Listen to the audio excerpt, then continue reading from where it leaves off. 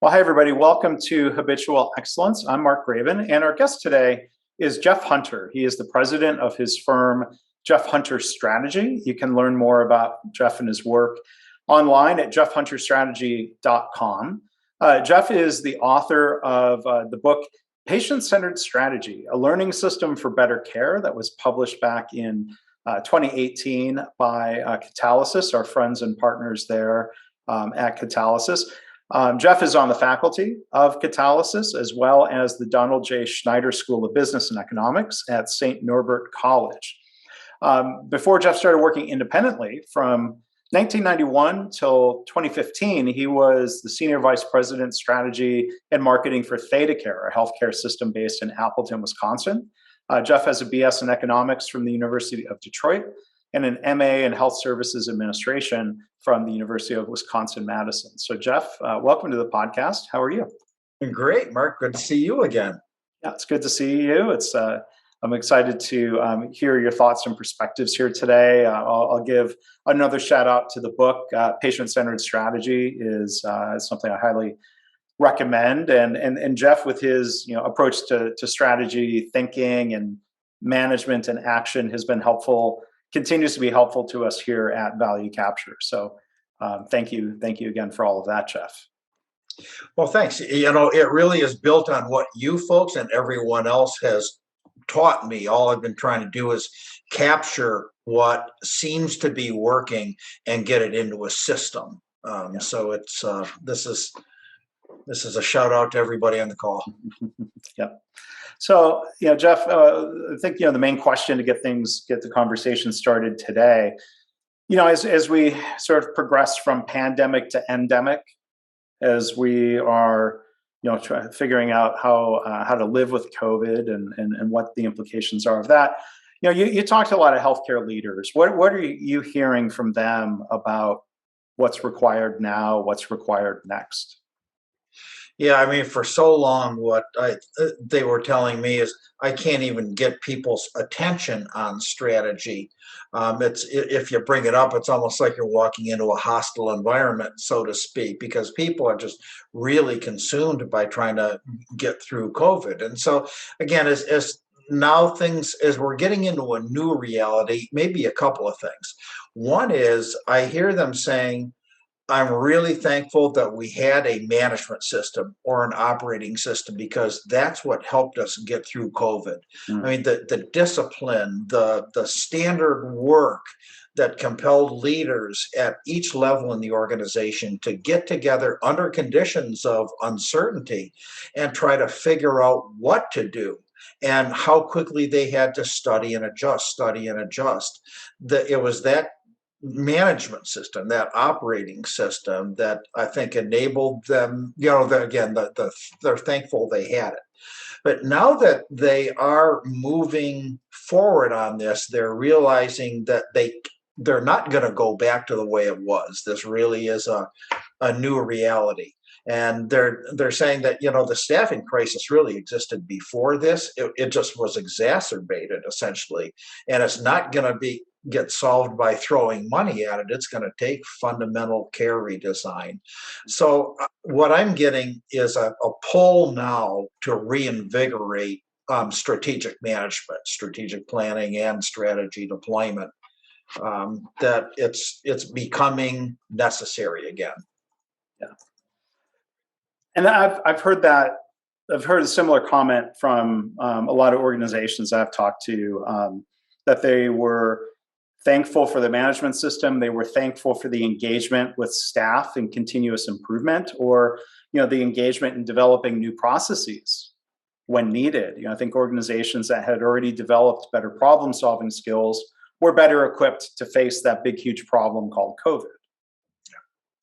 And I think they've gotten more comfortable with the idea of being nimble and agile. Mm-hmm. I've seen more organizations now shift from the budgeting mentality to the financial forecasting mentality, beyond budgeting, which again I was introduced to by Steve Player, another friend of ours. And this way of managing strategy is very consistent very consistent. And so, early in my career, I learned to partner with our finance team. I learned to partner with our organizational development team. It was really about how quickly we could plan, do, study, and adjust. And so when you talk about strategy, like maybe it would be good to hear some of your definitions for people, because I think you have a view of strategy that might be different than what a lot of organizations traditionally do. So how do you define strategy? It's not this thick binder sitting on a shelf, right?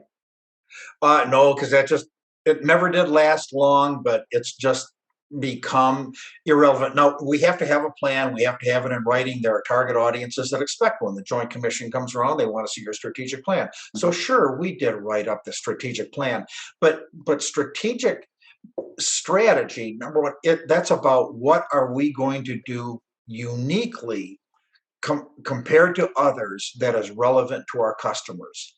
So the essence of strategy is around differentiation, and it's around process-based differentiation. For a long time, because again, I spent my career in healthcare, we were used to imitation. Everybody's strategy had a tendency to look alike. We all bought the same technology. We built the same buildings. We try to hire the same people.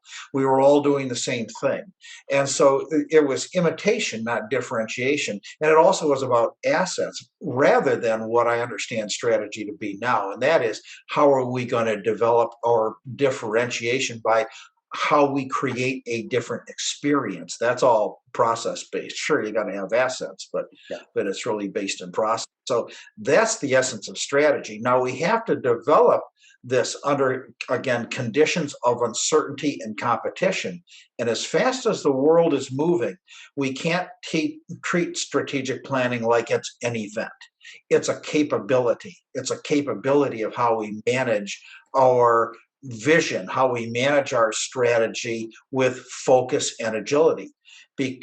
Unless there's someone on this call who can predict the future or predetermine how everything's going to turn out, our strategy is a hypothesis. And so we've got to bring in those principles of design thinking or human-centered design that says, okay, based on my empathy with my customers and what my customers are telling me is really important to them and an unmet need, then I need to try to figure out how I think I'm going to meet that need. But that's a hypothesis. So then I've got to prototype and test and prototype and test. So I'd like to hear more about the opportunity for healthcare organizations to differentiate. So let's say if I'm in a major market with many competitors, we probably have the same technology, similar skills and education amongst our staff. What are some of the key factors then that differentiate in a way that's good for the organization in the long term? Yeah, and it is hard for a large legacy-based healthcare organizations. I mean, again, I was in one. We're used to being all things to all people in a geographic radius, kind of like our competitors. But what you miss frequently is the new entrants that are coming into the marketplace, if you will, the niche players that are impacting our business and leaving us with the financially difficult but very necessary services that we need to provide. So we have got to, again, go back to our customers like these new entrants do. These new entrants are very good at understanding customers. They're very good at relationship management. They're more skilled at that than we historically have been. And so what we do is we like to bring in, again, I'm a big fan of connecting strategy with design thinking. It's how do we really deeply understand the needs of those customers and then engineer a different value proposition for segments of customers. Again, because we're so used to being all things to all people in a radius, we're not that good at segmentation and targeting as others would be. So that's one skill, get the segmentation and the targeting, and then figure out what we're going to do differently for different target audiences, one of the basics. That's a great point about startups, new entrants. I mean, I think there are times when I've seen a legacy health system be innovative in designing a differentiating process. Like one example, this is going back at least a decade. I had a chance to visit in your neighboring state in Minnesota, Park Nicollet Health System, had a cancer center where the design goal I thought was very powerful, where care comes to you. Yeah. So the patient, instead of being expected to go from area to area, building to building, like everything but radiation treatment because of the specialized equipment, like everything but that happened in the same room. And you can still find the videos on YouTube. It became a marketing slogan of showing like you're going to get excellent care, but kind of wrapped around a better experience. Yeah. Well, and the experience, again, it took process engineering to do that. When we really got to deeply understand, for example, our sickest patients that were, let's just say cancer patients, patients with significant heart disease, what they were telling us was that the challenge wasn't necessarily within our vertical silos, our operating units. The problem they were having was they had to go across our operating units horizontally, if you will. And that's where we had a tendency to let them down. So we had to figure out the process of how we were able to manage the patient relationships horizontally across the system if we were going to break through with the patients. Everybody was trying to figure out how many more vertical silos to build and what to augment. But the real key to what the patient needed was horizontal, and that was all process. That didn't, the technology was minor, if you will. Yeah. And I love what you said a couple of minutes ago about the difference between having a strategy plan, which seems to then lay out the sort of all-knowing linear future of going and executing said plan, versus having a hypothesis. And you talked about plan, do, study, adjust cycles. And like my favorite kind of parallel that I heard from somebody recently was kind of thinking how outdated it is. We talk about a roadmap in a lot of cases. We talk about a roadmap for lean transformation or a roadmap for developing a new service line. And somebody challenged and said, shouldn't we think of it more as a GPS? Yeah. Because I think if I'm going to go drive across town here in Los Angeles, the GPS will have an initial hypothesis of the best route. Yeah. And then as traffic conditions change, we all know that GPS will recalculate and say, like, well, now we think we need to go this route. Is there a parallel to thinking about strategy as we move forward? Oh, absolutely. One of the diagrams I use a lot, it makes it look like you're out hiking and you're hiking in the mountains and you know ultimately where you want to go. But as you get across the one mountain, you don't exactly know what's going to be there. It may not exactly be what it's like on the map. You don't know exactly what the conditions are. You don't know the weather moving in. And so you have to get yourself from where you are to the next target state. And then you have to, if you will, reorient. And look again, where is that vision? Did the vision change? Because if you believe it all in systems thinking, when we took an action, we caused a lot of other reactions, some of which were unanticipated. Mm-hmm. And so we have to learn from what worked with customers. We have to learn what competitors did in reaction. We have to learn what's going around us that caused what we thought was the opportunity at all. We have to reorient ourselves to that and ask ourselves, okay, now what's the next target state we're going to get to? So I love that example of the GPS. I mean, we really know what the vision is. We just cannot will ourselves there. We have to get ourselves there one target state at a time.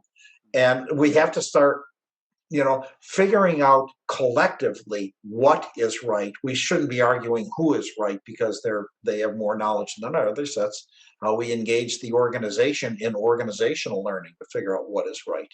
Mm-hmm.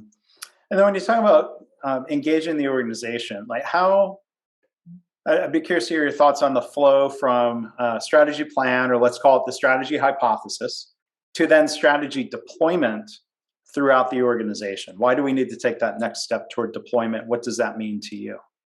Well, and it is all part of the same learning cycle. I've learned to not separate strategy formulation from strategy deployment.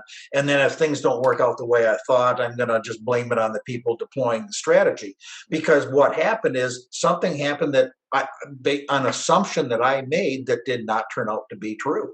So I see it, strategy formulation and strategy deployment, as part of the same learning cycle. And the information does go both ways. And so I will be acting based on, or formulating strategy based on intuition and facts learned at the front lines, because they're the ones spotting the unmet needs of patients and giving me a hint. And then I'm out, again, I'm looking at the overall marketplace, and so we are formulating hypotheses, but we have to test them with patients. Who is in the best position to be able to see what's working and what isn't? The folks at the front line. And so it really is a flow of information, back and forth, top and bottom. I do use an example in the book of where we wanted to solve a problem with one of our service lines. And so we did add some capability in one of our service lines. It worked out really well. The problem was it caused an overburden to the frontline staff in the intensive care unit. They were running out of beds. And while they did everything they could do to try to level load and they tried to escalate the problem up and up, and they did. They solved what they could at their level. But ultimately, it came back to the leadership team, and we had to change some things to be able to help them with the capacity issue that they were facing. So it's the information has got to flow both ways. And then with that information becomes that opportunity to adjust. If that information is part of the study, then we adjust. We reroute, I guess, to use the language of GPS. Yeah. Well, one story I like to tell is a long time ago, and this is before I was exposed to lean thinking. We went down to the Disney experience, if you will, down to we're to be learning customer service. That's what we were supposed to be learning at the time. Well, what really struck me was they would bring in folks from the front lines who would say, when I'm just doing my job on the front line, I tend to notice the pain points that our customers have. And so I'll try something. And if I think it's working, then we'll, if you will, in our terminology, spread it, and it's my understanding that is how Disney figured out how to put up signs that told you how far you are from the front of the line. It was not the senior VP of marketing doing cutting edge market research that figured that out. That's a great. On the other hand, it's probably not the frontline people in Los Angeles who said, we really ought to build one of these in Orlando. Right. So again, it's different. It's different skills, different levels, but you got to work. Yeah.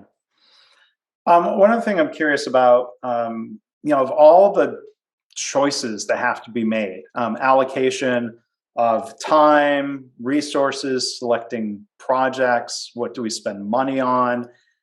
How does an effective strategy deployment process help an organization make better decisions, maybe even better decisions more quickly? Well, the situation is hard, and it's hard in healthcare organizations. We're like universities. We fall into a classification of organizations that they call professional organizations, and that's where professional autonomy is really important. A lot of people think they have veto power, and a lot of people do have veto power. And so they want to see themselves at the front of the line. They want to see themselves in the strategic plan. And so that's how we used to wind up with planning events that listed all the 250 things we might have to do in the next 3 to 5 years. Because if you didn't see yourself in that 3 to 5 year plan, you thought your idea was going to get lost for the next 3 to 5 years. Well, it's still difficult to make choices of what to focus on now. But the point is, what are we going to focus on now? Because if we can get that done, imagine what we'll learn, and then we can focus on the next few things. And so what we're trying to do is, if you will, accelerate the throughput of strategic ideas. We're trying to manage with focus and agility those ideas that are most important to us at this point in time. And once we are able to build new processes there and stabilize them, then they become what we do. They become operational effectiveness. Then we can bring on new ideas. And the point is to try to accelerate that flow from new idea through work and process onto, hey, we got it done, and now we're into daily improvement. It's what are we going to focus on now? It's not Again, it's not your idea is a bad idea, or we aren't accepting new ideas for 3 more years. Yeah. And I remember, back in the day, John Toussaint would kind of walk us through that process that I know you were a part of. It's not just saying yes, no, but yes, no, or not now. Right. Yeah. And to be able to really keep the idea, there's nothing wrong with applying a little A3 thinking or a little PDSA thinking to what they think is a problem or opportunity. Mm-hmm. But it's just like when you're doing operational effectiveness at the front line, they can't solve everything today. They have to harvest the ideas and then figure out which ones they're going to solve now. And so it's the same fundamental thinking that you elevate to the organizational level.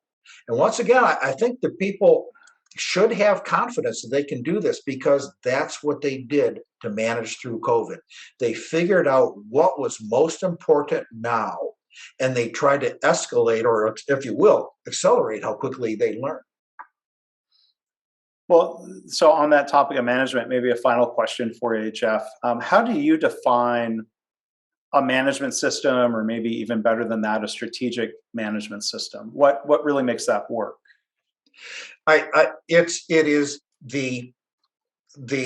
It's a capability. So it is a system with tools.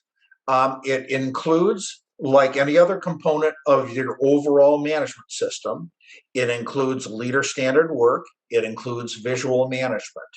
I see it as a subset of your overall operating system. If you think about, I like the Shingo model. I like align, enable, improve. It is a system, and it's a principle-based system with tools by which you align. And so that's how I see it. It's a system. It's a capability that enables the organization to learn quickly and be aligned around. Yeah. And, I think maybe as a final question, back to the original question about not going back to the way we used to do it, as organizations are recovering or trying to figure out how to move forward. What do you see them doing? What should they be doing if they need to reinvigorate their management system, if their focus or attention has been taken away from that? Yeah, I think it's what you folks teach people, and that's, let's start with, if you will, a model cell. So, this way of thinking around strategy, where you try to deeply understand what you're trying to solve for, what is the customer pulling for, what do you think is the solution, how do you prototype and test a solution? Try that in a service line. Try it in an operating unit, a geographic, something that you're trying to solve, rather than trying to convince the entire organization at the same time how to think differently. I would try this differently. Secondly, again, I was really influenced by your book, Measures of Success, because what was so important was figuring out what to measure, what's the right measure, but then measuring it the right way so that we are learning. Because when you're applying design thinking to strategy, you're doing, if you will, prototype and test.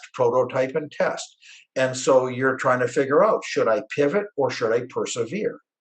And your ability to be able to distinguish signal from noise, which you've taught me, is really important to determining if you should pivot or persevere. So I would get small and narrow, and I would get scientific to figure out, how again do we engage people in figuring out what is right. Well, it's well said, and thank you for the mention of the book. I appreciate that. So I'm glad you've found that useful. But our guest today, again, has been Jeff Hunter. His website is jeffhunterstrategy.com. And again, I'm going to throw the recommendation back to Jeff's book, Patient-Centered Strategy, A Learning System for Better Care. And that seems like a key word there, learning system. Great to see you, Mark. Look forward to seeing you in person, hopefully soon. Yeah. Well, thank you. Thanks, Jeff. And hopefully at the Lean Healthcare Transformation Summit in June. I will unfortunately be, well, unfortunately or unfortunately, I will be in Sweden at a wedding that I didn't schedule it, but they did, and I have to be there. But I'm going to be doing a pre-summit conference for Catalysis, and Okay. then be following up with you folks right afterward. Okay. Well, I hope people will check out the summit, Lean Healthcare Transformation Summit, and certainly safe travels to you, Jeff. We'll see you there next time or some other time soon.